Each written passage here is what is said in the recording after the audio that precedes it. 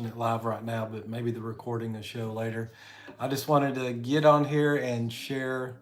I'm in my new studio. I've been working hard for the last couple of months, getting things in some kind of order. So I hope to do more live videos of me working.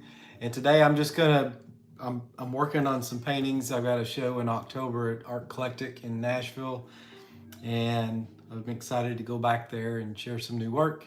So as I'm working today, I'm just gonna have the video record me doing that. If somebody watches, that's great. If nobody does, that's fine too.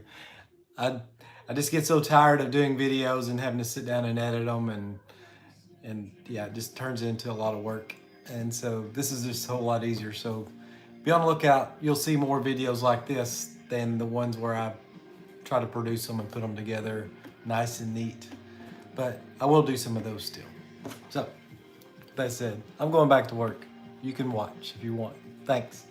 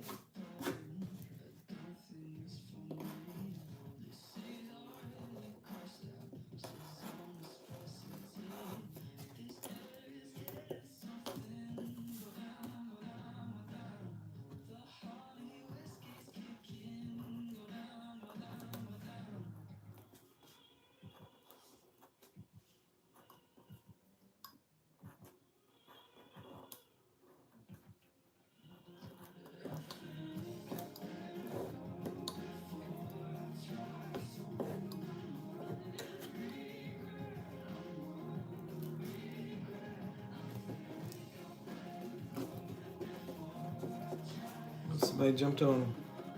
In case somebody's on here that hasn't seen me work before, what I'm doing is cutting this template up. It's laying on top of beeswax. I'm transferring ink from these magazine pages on top of beeswax. You get something like this in the end. You can see my website or my other videos and see the end results. So thanks for joining. If you're on here, it looks like, oh, there's a question. Cindy's, how many blades you go through in a month? You know, it depends on how stubborn I am about changing the blades. I probably do a blade a day. Yeah, I'll use them until they're so dull. So yeah, it varies. Sometimes I use them for a couple of days, but I would say on average a blade a day. It's not, it's precise work, but it doesn't involve me having to worry about my edges being perfect. So a lot of times it's more about after I cut the piece, how easy is it to pick it up? If the blade, the tip of it gets dull, it won't pick up the paper like this, so I can put it in place. So that's when I change the blade. Thanks for asking.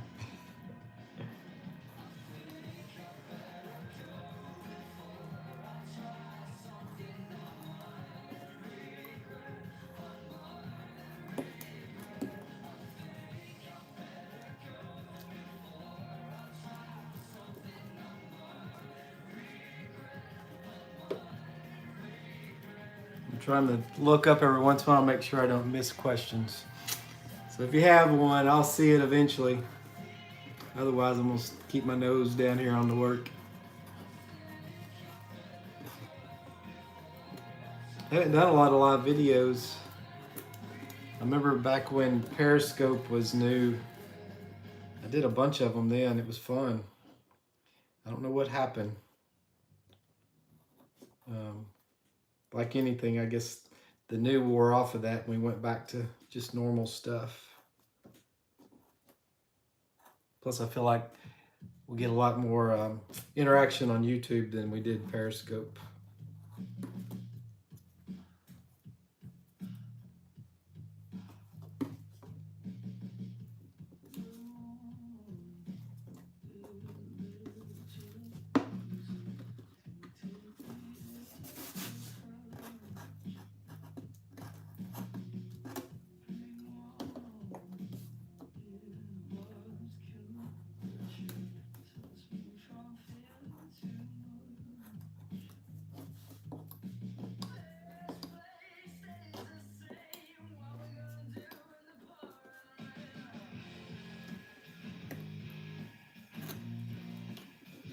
I know this is real exciting to watch, isn't it?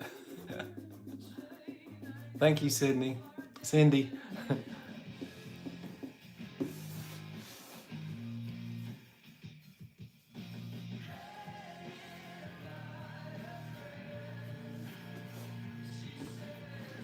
Recorded 10-second video from this clip. I'm not sure what that means, Resiner Rahman. You may have to clarify that to me.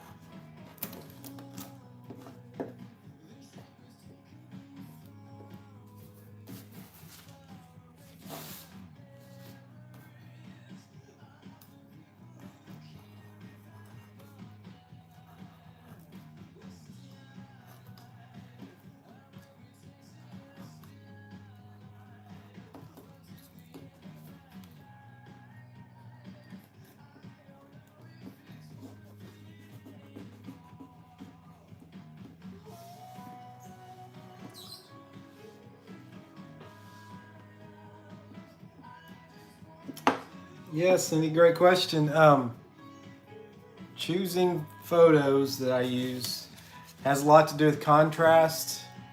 I like a composition that's got a lot of energy in it, like converging lines. So that's why I like to do a lot of architecture.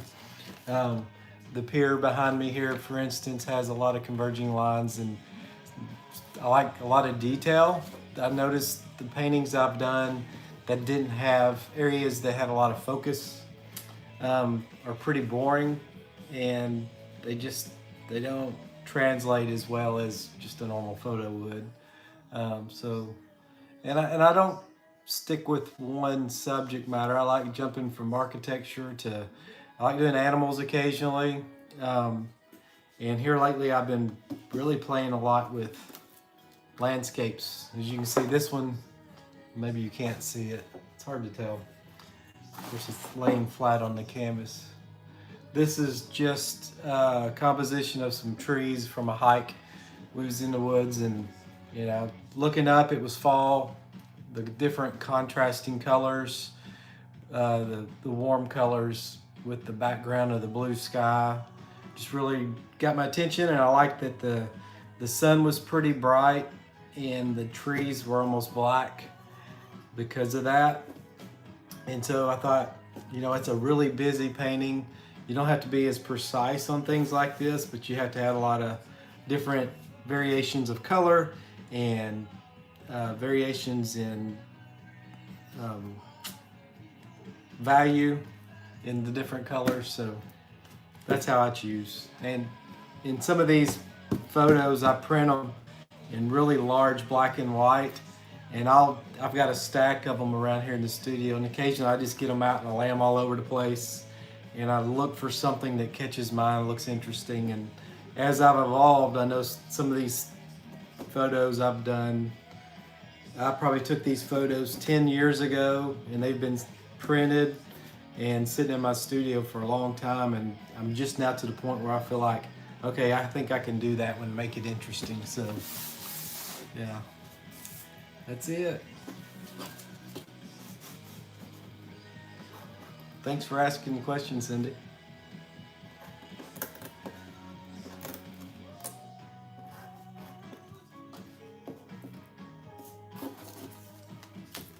I'll sit here and kind of get lost in the process. I don't talk a whole lot because I'm usually just sitting here doing this all by myself or with my dogs here. But it's usually just me and my music or a podcast. Just going through the motions. It's not a very exciting process until you get to the end and you start revealing the colors that I'm transferring right now. And as you can tell, I work pretty blindly during the process. It's not until after all the pieces are in place and I reveal the color that I really know it. I think part of that is what's exciting about the process is the unknown. I kind of have a general idea of where I put colors, and some of it I stay true to what you would expect, and sometimes I throw in some really abstract or contrasting colors to what should be there.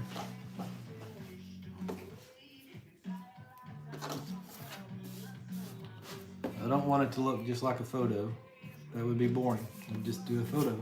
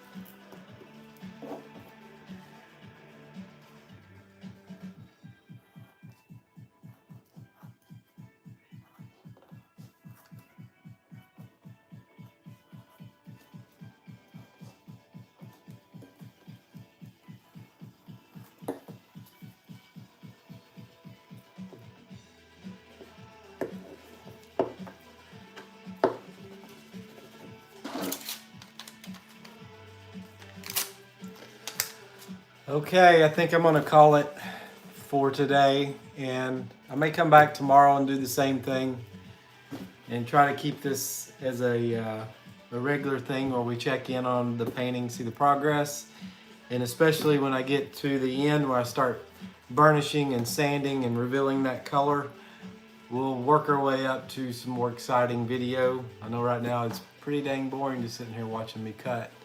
But I appreciate the question, Cindy, and look forward to seeing you guys again another day, hopefully tomorrow. Take care now. Bye.